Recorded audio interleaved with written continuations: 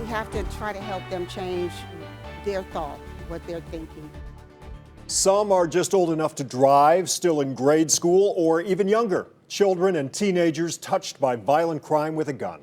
One mother in Elyria lost her 14-year-old son last month when bullets pierced her home. The suspects are now facing charges, and they're just a few years older. News 5 investigator Tara Morgan with how a meeting with other mothers could help keep the violence from impacting even more families.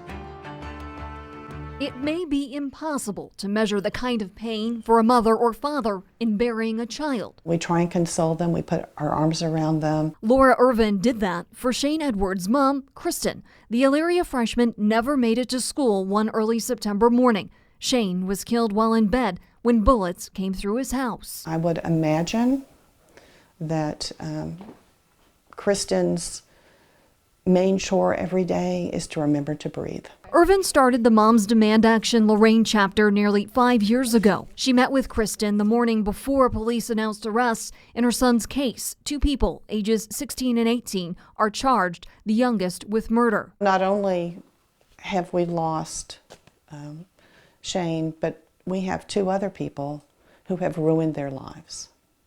And one of the questions that I would ask is, where did they get that gun? In Cuyahoga County, statistics involving young people from the prosecutor's office are not broken down by method, but most homicides in the county are committed with a firearm. Just this year, 15 victims in cases where someone was either charged or not, ages infant to 17. 7 teens have been charged in homicide cases.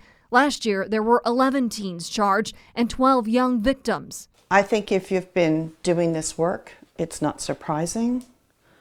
It is very alarming. A battle Michelle Bell has also been fighting for nearly 4 years when her son, Andre Brown, was shot and killed in February 2019 in Cleveland's Collinwood neighborhood. She started Impact Cleveland just 4 months later. What can we do individually and collectively to make a change so that folks aren't feeling like they have to go take another life?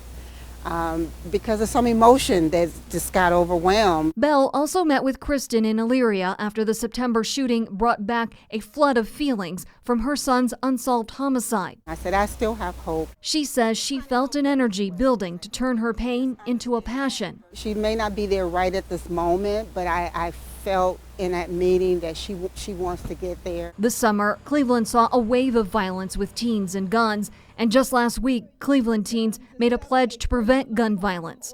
Irvin doesn't see the deadly shooting of Shane Edwards as a setback. When I hear that, it encourages me more to knock on more doors or make more calls and write letters. We are honoring Michelle Bell's Andre Brown with action also. We will honor Shane with action by going out into the community and talking about this. I'm News 5 investigator Tara Morgan.